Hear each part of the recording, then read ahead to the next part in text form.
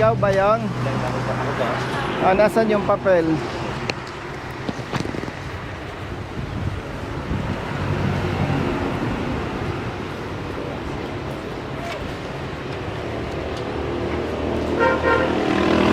Yung ticket. Kung mo ito boss, gawa na. Hindi mo LTO, lima pa po yung registro. hindi mo pwedeng tubusin. Kasi sa LTO, hindi katulad sa palengke. Pag sobrang bayad, pwede mong bawiin. Ito yung plaka, no?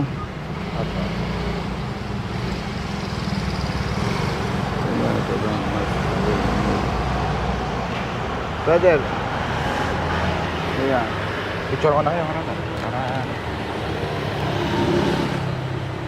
Wait lang po. 1, 2, 3. Smile po. Smile. Okay. Sige po. Ingat kuya. Sige.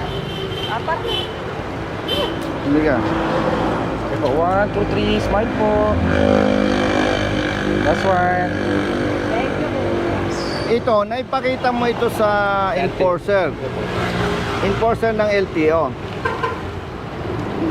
So, ibig sabihin, kung January, February, March, April, May, kung tama ang ginawa ng LTO, kinover yung 4 na buwan, hindi siya expired. Dapat kasama na. Oo. Ngayon, ang gusto nating malaman,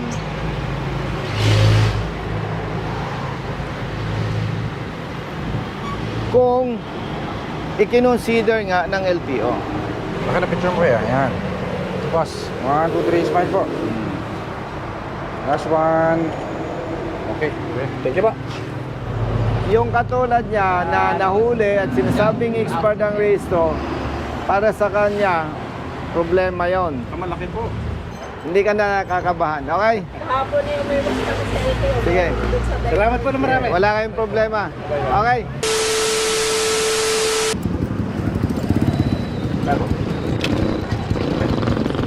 Ang aking tricycle, may sticker niya pa po. Siyempre. Thank you po. Kumusta?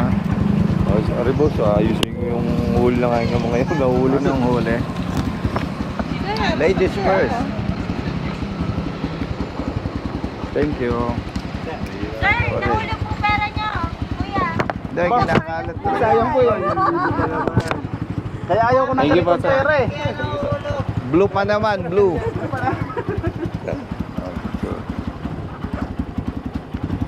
Thank you. Huli kayo, huli kayo.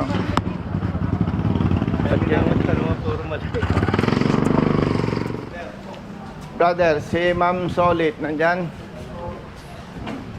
Sir, picture mo na sir.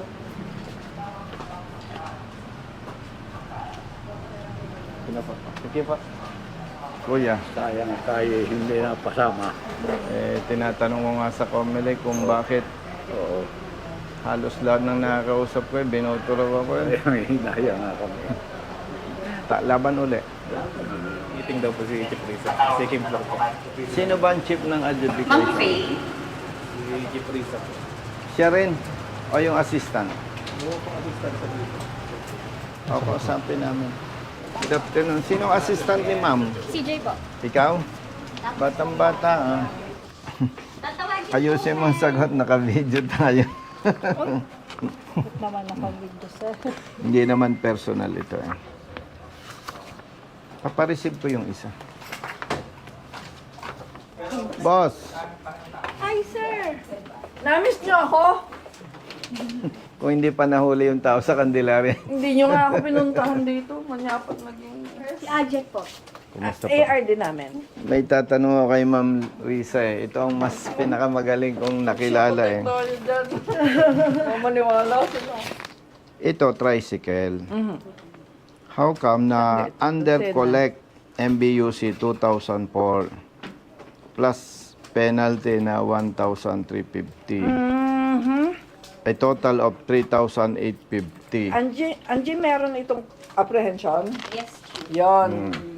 Pag may huli po, ang collection of MVUC will be every year plus penalty every year. So, nung nagrehistro siya, hindi yun na-collect. Kaya kinolektahan siya ng additional MBUC dahil under-collected yung registration process niya. Okay. Nahuli siya, ma'am, January 16, 2025. Ano itong kanyang renewal na to? Ang renewal niya ay January 14. Penalty. So, registered siya noong January 14. Apo. Tama? Mhm. Tapos, Doon po siya nag-register. how come na nahuli siya ng June 3. June 3, 2025? Mhm. Nagrehistro siya. Ng January dahil delinquent na siya. Okay. So, ang na-cover lang po noon is until May of 2024. 24. So, ibig sabihin, kung nagrehistro siya ng January 2025 at siningil siya ng MBUC na current, Ang ibig current sabihin, niya po is 2024. Kasi wala tayong advance renewal ng more ayan, than 2 pinag-penalty siya. years. Apo. We cannot collect registration fee for the current year na lalampas ng 2 years advance. So, pag ikaw nag-interpret dyan, registered siya until when? Ano po? Kasi dahil ang titingnan natin is the plate ending. Okay, ang plate ending niya is 5. Apo. So, ang Kailan siya current niya, registered? Hanggang kailan? hanggang May of 2024. Yun yung binayadan niya. Saka po ba? So, kung ang totoo ay hanggang May 2025 lang siya, may pananagutan ang inyong personnel. Kasi dito nagbase Walang ang may-ari ng sasakyan. Nakalagay dyan, next renewal, January to March 2026. Kung pagbabasihan ito with respect to LTO, walang kasalanan ang may-ari ng sasakyan. Anyway, ito naman po ay, sabi nga natin, all apprehensions are not considered final. Yung apprehended driver or the operator can file a protest. Usapang public service. Ito ang ikinasasama ng loob namin sa side ng motorista. Kasi, kung titingnan po natin, ma'am, nandito na yung ebidensya Nire-respeto ko yung inyong proseso. Yes. Pero kung titingnan natin yung public service, public interest, kung ako nasa posisyon nyo, i-resolve ko agad to Bakit, ma'am? Andyan na yung ebidensya Ibig po bang sabihin from here, magpapail ng contest, uuwi ng Candelaria, Quezon, babalik for the hearing? Actually, sir, ang apprehension case ay submitted sa LTO Candelaria. Ma'am, ito, experience kasi namin. Pag bumaba ka sa district, ang ituturo, regional office. Ibang issue ito. Anyway, we will follow your procedure. Sasubmit kami ng contest, but we are hoping na hindi siya mag-a-appear sa inyong opisina para dumalo sa hearing. Usually, sir, we no longer require yung mga driver at saka operator na nag-file ng protest. Ito, the documents lang. will speak for itself. Okay. Lumalabas sa inyong system, expired siya. Tama po. Hindi siya pwede pang mag-rehistro ngayon. Kasi lalabas, hindi nyo pwedeng i-renew kasi may huli kayo. Apo. So, ang mangyayari, ma'am, hihintayin ng may-ari na ma-resolve yung issue. Apo. Pag na-resolve ang issue, that's the time pwede na sila mag-renew. Process ng registration. Okay. So, ang Thank advice you, ma'am. namin is, wag muna niyong gagamitin ang Ano po unit. sasakyan? At baka Huwag naman. Ay, baka Ay, siya sir. mahuli. Hindi. Ay, Oh, gawa- ma'am. Ginagamit pang hanap buhay. Ilan po ang gamit namin. Ang nagkakamali sa sitwasyon na to sa side ng LTO. Tapos sasabihin natin, huwag mong gagamitin. At may problema pa. Hindi ako agree, ma'am, doon kasi masasakal yung hanap buhay niya na hindi naman niya kasalanan. Ang masasabi ko, brother, pasensya, ma'am, gamitin mo hanggat gusto mo. At pag nahuli ka at sinabing expired, another issue na naman, sasakit na naman ang ulo ni ma'am. Ayan po ma'am aking lisensya. tatay mo. Nga pala. Kita nyo naman ang document, no? Hindi, again, wag mo nang problemahin yon. Hintayin natin sila na ma-resolve yung problema. Magmaneho ka hanggat gusto mo kahit lampas na sa 3 days. 3 days. Lampas na, ma'am. Violation tayo doon, sir. Ay, hindi nga niya kasalanan eh. Ibig ba sabihin yung kasalanan ng LTO? Kasalanan. Pababalikat sa kanya. Ay, pag ganyan, dadami ng kriminal talaga. May violation niya kasi lampas ng 3 days. Pero hindi ko pwede siyang utusan Ciao. na magmulta kasi nga mali. O, tamo, nadagdagang problema mo. Pag nahuli pa yun ng LTO, mag-announce ka, LTO Region 4, nationwide. Huwag niyong huhulihin si Mr. Juan de la Cruz. Lalaki ang ating problema. Masosyokos na ako na central office nito. Oh, wala na kayong alalahanin. Pwede po ako mag-drive. Miski Sa walang harap ni lisensya. ma'am, sa harap ni ma'am, lalabagin ko yung regulation, yung policy. Dahil gamit pa nga na buhay, magmaneho kayo hanggat gusto nyo. Pag nahuli ka, driving without license, nahuli ka, Ano pa sasabihin ko? unregistered, hindi na tayo dito pupunta sa ombudsman na. Kakasuhan natin yung tao ni ma'am na nagmali yung trabaho. Ma'am, with all due respect, hindi naman pwedeng masacrifice sila dahil sa mali ng ating kasama. So hopefully, wag kang mahuli dahil base sa documents, wala kang kasalanan. Okay? Ma'am. Oh, ayan na. Salamat. Sa loob tayo magkape. Halika po kayo. Ma'am, may meeting ka raw ah. Ay nga na, natapos na po kami. Kape tayo. Pero ako hindi ako magkakape. Malakas ang nervous sa lalo pa. Kami na lang, taga Hindi rin po sir Quezon. ako naroon ako. Hindi rin po ako Sila eh, mga nagkakape. Upo muna kayo. Ma'am, galing pa to ng Quezon.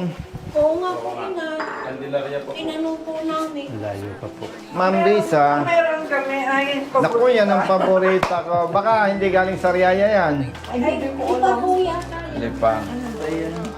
Ma'am, kaya kami dito dumiretso, hindi kayang sagutin ng district level. Malaman po siya. Maraming salamat po. Huwag ka nang mangamba, di ka nag-iisa. Basta't nasa tama, may kakampi ka. Nandiyan si Colonel Busita. Nandiyan si Colonel Busita. Huwag ka nang mangamba, di ka nag-iisa. Basta't nasa tama, may kakampi ka. Nandiyan si Colonel Busita. Nandiyan si Colonel Busita. Bilat sa init, minsa'y basa din ng ulan. Pawis na gumuguhit sa mismo ring katawan. Kadalasang sumisingit, pagod nararamdaman. Ngunit diretso sa pagpihit, kumalaman ng tiyan. Bawat daan ng masikip, pinipilit malusutan. Marating lang ang lugar na dapat kong puntahan. Maihatid ang pagkain, serbisyong nakalaan.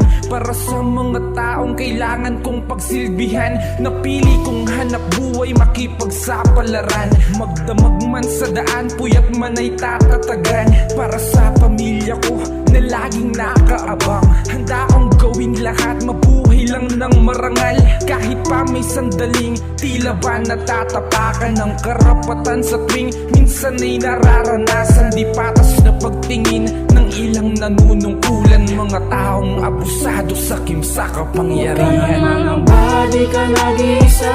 Basta't nasa tama, may kakampi ka. Nandiyan si Colonel Busita. Nandiyan si Colonel Busita. Huwag ka nang mangamba, di ka nag-iisa. Basta't nasa tama, may kakampi ka. Nandiyan si Colonel Busita. Nandiyan si Colonel Busita. May pagkakataon din na tila naaapi. Mga tama na katwiran ay naiisang tabi. Mga dapat ay napapalitan ng mga mali. Dulot ay kalituhan, kaya't laging nauuwi sa pagpataw ng multa na may akamang halaga. Kakarampot lang ang kita, aagawin pa nila.